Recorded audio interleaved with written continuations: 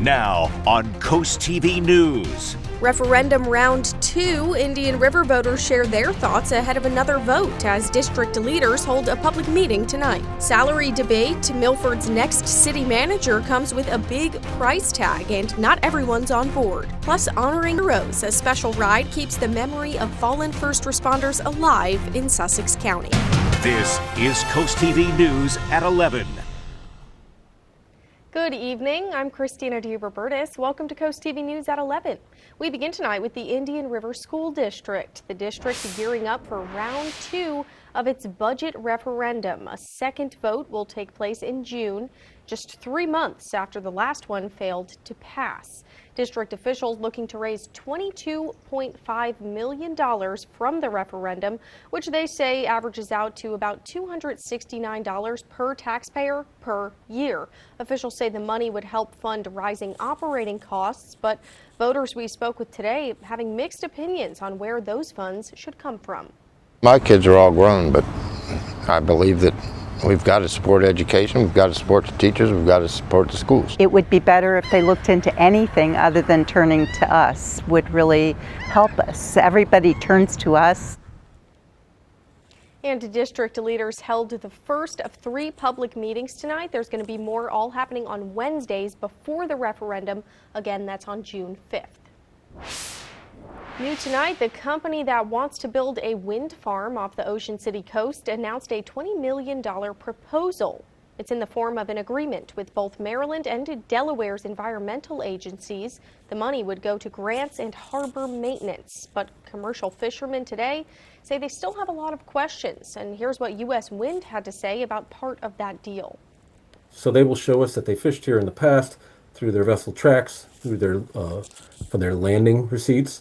And then they'll show, this year we didn't make as much money, and it was in that area. Now, Maryland Delegate Wayne Hartman says this deal is nothing more than a Band-Aid. He says opponents hope that the Trump administration steps in to stop offshore wind. Now we're taking a live look outside into Ocean City, and our first alert meteorologist Paul Williams joins us now with a look at our weather. Good evening, Paul. Good evening, Christina. And it looks like somebody invited a whole bunch of fog to the Wednesday night party, so much so that we have marine advisories about that. And take a look visually. We can see it as well in Lewis. You can see how it's all playing out with the hovering moisture, and we're looking for the fog and possibly even a couple of sprinkles to kick off for us, particularly around the 2 o'clock hour, courtesy of our Irish Eyes camera. We're at 65 degrees, not only at Long Neck, but also in Milton, Redding, Millsboro, as well as Dagsboro, and in Bridgeville and Harrington. Right now, we have the dense marine fog advisory because it's out in the water for Slaughter Beach, Broadkill Beach, as well as Lewis, which we just saw visually. And then Dewey Beach, Bottom Hills, Ocean View, also Rehoboth Beach, by the way. And we're also inclusive of Ocean City, as well as all the way down towards Chincoteague, and really up the entire eastern seaboard. We can see dense fog a concern for us. Warm front has actually helped to inspire some additional scattered showers on the other side of the Chesapeake Bay area. But generally speaking, we're going to stay pretty quiet. Now, we're going to stay pretty foggy as well all night long, with a chance of a mixture of dense fog, light drizzle to light rain. We're going to stay within that range for the most part as the winds continue to stay relatively calm. We'll have more on your full forecast coming up in a moment. Till then, back to you. Paul. Well, the price of Milford's next city manager stirring up some controversy in the city. In a 4-3 vote, the Milford City Council approved a $195,000 starting salary for the current candidate. Officials say they initially offered $180,000, but the candidate asked for more. Those in favor of the payment say it is justified by the candidate's 30 years of experience, but those against it say $195,000 is a bit too much for a city manager in the town the size of Milford. Just like any purchase you make in life or whatever you do, you should get most value for your money. And in this case, it's not my money, it's the taxpayer money. And we had plenty of good candidates to choose from. I don't think we need to go this high. Now, one councilwoman who voted in favor of the $195,000 salary says the complexity of the job and the city's growth were also part of her decision. Well, Representative Stell Parker Selby still has not made an appearance at the state legislature. And now some people are wondering if we're going to see her at all before the session ends on June 30th. Coast TV reporter Zakia Jennings spoke with Republicans who are commenting publicly for the first time on the issue. Day 28 of the legislative session and Democratic Representative Stell Parker Selby's chair is still empty. There are just 14 more days this session, and no one seems to know if she's going to make an appearance. Representative Tim Dukes, a Republican, continues to call for representation in the 20th district. I know that they've tried to cover some of the calls and some of the responses when people have reached out from the 20th. I do know there's a lot of things that are slipping through that aren't being taken care of. Coast TV tried to get a response from Parker Selby's fellow Democrats, but received no answers to texts or calls. As for her constituents, some have asked about a special election to replace the representative, but because she was sworn in, though it was a private home ceremony, technically there is no vacancy. The Speaker of the House has to call for this special election, but the Speaker can only call for a special election if there's a vacancy in the office. Coast TV asked Representative Dukes if constituent calls, letters, or demands could force a special election, but the answer is firm and simple. No. According to our Constitution and our state law, there's nothing that anybody can do except for the legislator in that particular seat. Sussex County Republican Chair Daniel Willis is one of the two people from the Republican Party that sent out a letter in March questioning when the representative would return to office. But there are no plans for a second letter at this time. Instead, Willis says moving forward, the focus is on the voters. Whether that be through internal communications with legislators, whether that be inter-party communications with the equivalent of the Sussex County Democrat chair, these types of conversations need to be at the forefront. As the days count down, the same questions continue to be asked, and the constituents of District 20 continue to have no representation at the legislature in Dover, as key votes are held and bills are passed. In Dover, Zakia Jennings, Coast TV News. Now we go to Rehoboth Beach, where Osprey Point, a luxury neighborhood with houses starting in the mid-600,000s. Neighbors there are saying that they were misled by false advertising, and the main problem being that homeowners, it's on the bay side of the property, the homeowners say. They've actually made a website called exposingnvhomes.com, and the website says the pictures from the brochure claimed there was going to be a beachfront and infinity pool and a dock there, but as you can see, the shoreline is untouched, and the website also claims NV Homes cannot legally or physically construct the beach. Coast TV spoke with one homeowner who was looking forward to the lifestyle he says he was promised. Well, I think we all paid extra to live here for the amenities they offered us, and to date we don't have any of them, so I think we've overpaid. Now, Coast TV News did reach out to NV Homes, but we were told this is the first they're hearing of the website, and they provided no statement at this time. This does, however, bring us to our Coast TV poll tonight. We want to know who should enforce developer promises. Let's take a look at the results, see what you guys think. Take a look at your screen. You can see 79% say local government should enforce those developer promises. 13% say state agencies. Just a few saying HOAs or buyers' lawsuits. But we want to know what you think, and you can still vote. It's not too late. Just head to coasttv.com or use our mobile app. Well, the National EMS Memorial Bike Ride has been pedaling its way down the East Coast, and today riders made a stop in Georgetown. The nonprofit pays tribute to hundreds of EMS workers who lost their lives in the line of duty. That's including Georgetown and Ellendale firefighter and EMT Thomas Berry III. Berry was killed in August when helping someone at the scene of an accident. Coast TV photojournalist Matt Hipsman shows us the ceremony and the tribute.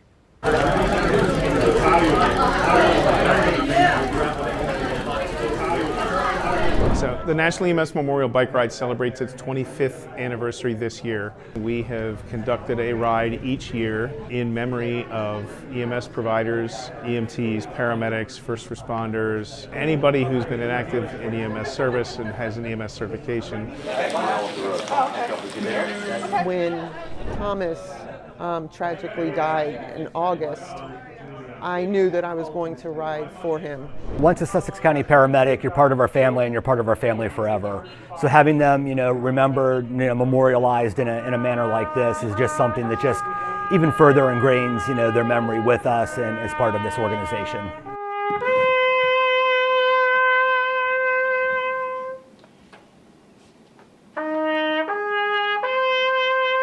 Thomas's passing and accident rippled throughout the state, and it just shows how fragile life is, how dangerous our jobs are. Thomas, I knew personally. His mother, I love her. She's my soul sister. Nothing was going to stop me from riding, and I was riding specifically for Thomas.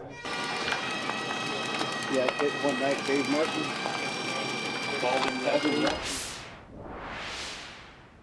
Looking to national news now, protesters interrupted Robert F. Kennedy's opening remarks to the Senate Help Committee today. Supports these goals and reflects. The protesters shouting suddenly, they visibly startled Kennedy, as you just saw, and police officers leapt to quickly remove them.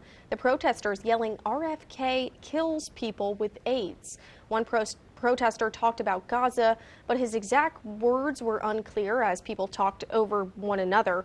The protesters were removed by Capitol Police and the hearing resumed soon after. And we are just getting started tonight at 11. Coming up next, the horseshoe crab migration is hitting its peak along Delaware shores. After the break, we'll show you the best spots to watch this amazing natural event. But first, tornadoes and flooding hit the Carolinas and parts of the mid-Atlantic. We'll show you the damage and hear from those affected. Fortunately for us, we're not in the direct path of that storm system, but we are expecting a couple of rounds of rain that's now going to lean on into Saturday. We'll have more on your full forecast coming right up.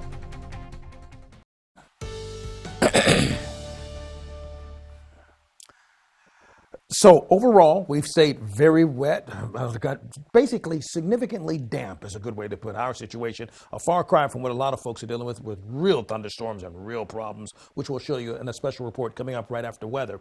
But first of all, our Gateway Subaru camera, we're at 63 degrees right now. That's the moon shimmering off the water, actually. And we're looking for the fog to stay a bit on the thick side. An abundance of moisture is what we're kind of sloshing our way through at this point. But fortunately, we're not dealing with widespread thunderstorms or rain. A lot of dense fog that's caused concern for advisories. Here's a look at where we stand right now. 62 in Rehoboth Beach, 65 in Milton, 64 right now in Georgetown. The winds relatively light, but now coming off the water, bringing in a little extra oomph of moisture that's helping to stack on top of the fog we already have in place. A dense marine fog advisory. Specifically, when you put the marine, we're talking about water, so it's really for the beaches, Lewis, Rehoboth, Bottoms Hills, Ocean View, Fenwick Island. We're looking at zero visibility. Places like Ocean City, George Island Landing, down towards Chincoteague, and that's going to be a concern until Thursday morning. We have received just over half an inch of rain for us in Ocean City. 0.38 for us in Georgetown, 0.36, just over a third for us in Cambridge. Here's the latest look at the radar, and you can see, precipitation really hard to come by in our neck of the woods with the warm front that's pushing across. Now, typically with warm front induced scattered showers or thunderstorms, they're relatively light stuff, not typically severe. But with this trailing quasi-spray stationary frontal boundary, we do expect and have seen some evidence of some significant precipitation and storms that have formed there. For Thursday and Friday, we're going to hover right close to the 50-degree percentile for rain for Thursday going into Friday. So Thursday, 2 o'clock, we're looking for another pop of showers, particularly between Long Neck and Dewey Beach. Then a few sprinkles along Highway 24. Now for Friday, we'll see a quick pushing, developing storm that's going to slide through, and that could be problematic because it's going to move so fast. It could be a bit on the strong side. For 2 o'clock, 2:30 in the afternoon for us in the most southern portion of our viewing area. Ocean Pines down to Snow Hill, we stay clear. But as we go into Thursday evening and Friday, we see that quick red that pushes through very rapidly. That could indicate that we could be in for some stormy weather. We'll keep a close eye on that. And we could see ranging between 1/4 of an inch up to a full inch of rain. Here's a look at your 7-day forecast. So Thursday, Friday, and Saturday, we're looking for a push of some stormy weather for us here. And it's really part of a bigger system that's caused some problems with other folks. But listen, no rest for the storm weary in parts of the southeast and mid-Atlantic. U.S. residents in many places are dealing with flash flooding and tornado damage from Tuesday. New rainfall moves in today, and another wave of potentially dangerous storms target other regions across the country by the end of the week. Laura Aguirre reports more on these devastating storms. Your front porch is gone. Half of your house is missing. And I was like, what? Savannah Brooks was startled awake by her neighbor banging on her windows Tuesday night. We knew that there were 2 small children in the house. Brooks and her children were fine, but their North Carolina home nearly destroyed by an EF1 tornado.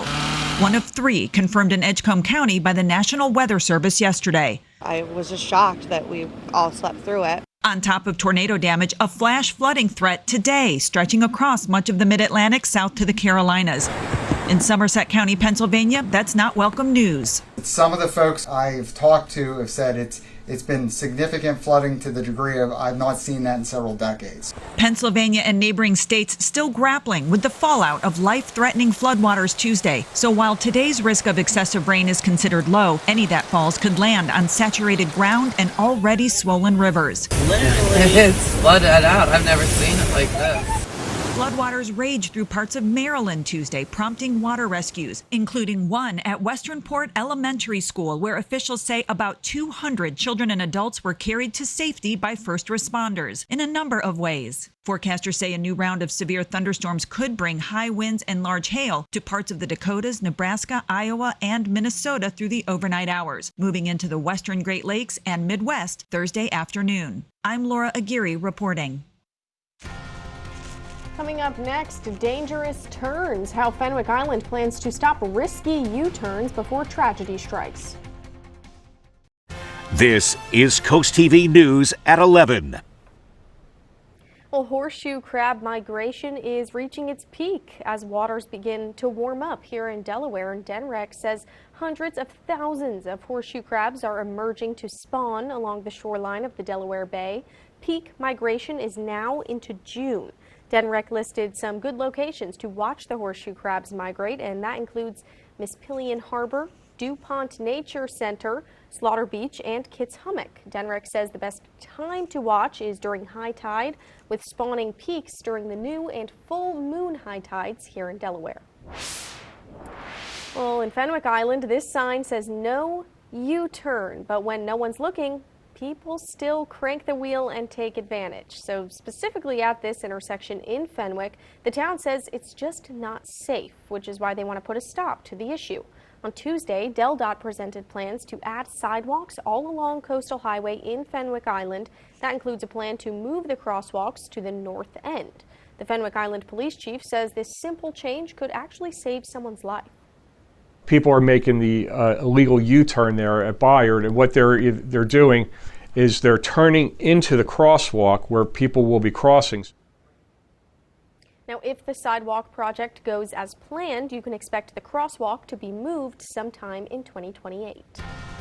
Coming up in sports tonight, the Shorebirds sweep today's doubleheader at Purdue. Highlights from Game 1's thrilling comeback are ahead. And coming up, burnout and your brain. We have new details on new research about overworking and the mental impact that it can have on you. And here's a look at your golf forecast. We're looking for it to stay a bit on the cloudy side. Fair. We may squeeze in a little bit of dry weather in the midst of the isolated showers and thunderstorms, but it will be muggy with 81 degrees.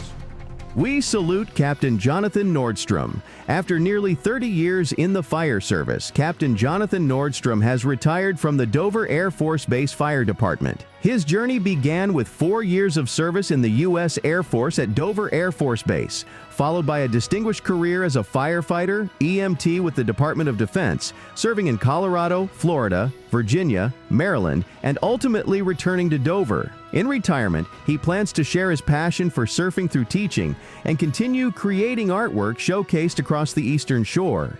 We salute Captain Nordstrom for a lifetime of service, dedication, and creativity. Spicer Brothers and Coast TV are honoring military persons and first responders serving Delmarva. If you have a family member, friend, or community member that you would like to nominate for a Coast TV salute, go to coasttvsalutes.com. Well, a new study suggests working long hours could be altering the structure of your brain. 2 scientists in South Korea followed 110 healthcare workers classified as overworked and non-overworked. They used neuroimaging to analyze brain volume. The overworked group had significant changes in brain regions associated with executive function and emotional regulation compared to the non-overworked group. Researchers believe these findings suggest a biological basis for the challenges reported by people who are overworked. Well, drug overdose deaths are down significantly in the U.S. Data from the Centers for Disease Control and Prevention finds there were about 30,000 fewer OD deaths in 2024 compared to the previous year. That equates to a 27% drop. The decline comes following a surge to record levels during the pandemic, and data shows synthetic opioids, primarily fentanyl, continued to be involved in most overdose deaths. However, those deaths fell at an even steeper rate at 37%. We hear all the time about a healthy diet and how it can help us lose weight. It can even improve brain function. Barbara Morse talks to a registered dietitian who says we can also add managing menopause symptoms to that list. The research doesn't say eat this and your hot flashes will go away, but have a better diet and you might have an improvement in those symptoms. Tina Magiro is a registered dietitian at a Massachusetts-based grocery chain. As such, she'll meet with customers one-on-one free of charge to help them manage diseases and conditions through healthy eating. There are nutritional approaches that can help support hormonal and metabolic changes. Focus on plant-based. Fruits and vegetables, of course, as well as protein through fish, eggs, beans, and lentils. Protein is important to support muscle mass. We know with decreased estrogen and progesterone levels that we have a greater propensity to lose muscle mass. Also know that not all proteins are created equal. We know excess consumption of animal proteins and foods tends to lead more to higher cholesterol levels, higher caloric intake, higher risk for cardiovascular disease. So moderation is key. Vitamin D is important, so are omega-3 fatty acids. Salmon, an excellent source of both. You're hitting protein, you're hitting omega-3, and you're hitting vitamin D with salmon alone. You need magnesium too. It can help with stress, sleep, and muscle relaxation. Leafy greens and whole grains, great sources. You want to focus on 3 things. Making it sustainable, making it simple, and making it budget friendly. Delmarva Sports Network from the Wawa Studios. Busy day on the diamond, both up in the pros and here on Delmarva. Let's start right in our backyard. Shorebirds hosting the defending Carolina League champion Fred Nats, including Washington's top prospect Travis Sikora on the mound. We picked this one up in the bottom of the second. Kevin Guerrero bidding for a hit to left. In comes Nick Peoples for a nice sliding grab. We remain scoreless after 2. To the third, Nationals number 6 prospect Luke Dickerson making his pro debut. That was 2 doubles in your first 2 at-bats at single A. This one brings home a run. It's 1-0 Fredericksburg. To the 6th, same score. Kevin Bazell drives one deep to left. Shorebirds' Colin Duff was a catcher in college, and he can get up too. A leaping grab at the wall. To the bottom of the 6th, runner on for Guerrero. Hits one to right, and this ball just kept on carrying. Christian Vaquero can't flag it down. Ball slams off the wall. Edwin Amparo races around to score. Guerrero with a game-tying RBI triple. Next batter, Michael Hernandez. It's a sac fly to center, and the Shorebirds win it. 2-1 your final. The Phillies also picked up a 2-1 come-from-behind win today. Phillies scored 2 in the 7th thanks to Bryson Stott and Bryce Harper. Philadelphia ends the Cardinals' winning streak at 9. As for some local high school action, make sure you check out our website, DelmarvaSportsNetwork.com, for highlights. That'll do it for sports tonight. Coming up next, Millsboro police are trading badges for buckets this weekend. We'll tell you how you can join the fun. Happening this Saturday at 9 a.m., the Millsboro Police Department is looking to get buckets as they host their second annual Borough Hoops 3v3 tournament. Senior Corporal John Wharton says it's a great opportunity for people to get to enjoy a fun and competitive game of basketball, all while bonding with the community. Let's use something that's on our own property and bring people here together for a fun, competitive game that we all love. And Wharton says there will be food trucks and EMS on standby. To sign up, Wharton says to go to the Millsboro Police Department website. Here's a look at our Bay Health camera in Dover. We're at 64 degrees, actually. Still a bit foggy there as well. We have dense fog advisories along the entire coast for us right now, and we're going to stay with the dense fog concerns with us for the rest of the night. Our umbrella winner, Hannah Warner of Ocean View. Congratulations, courtesy of Paul Davis Restoration and Home Remodeling. If you want to keep up with your forecast by calling our weather line, just simply call 443-880-9100. Your forecast is just a call away, sponsored by the law offices of Brockstead, Mandalis, and Federico. Finally, here's a look at your exclusive 10-day forecast.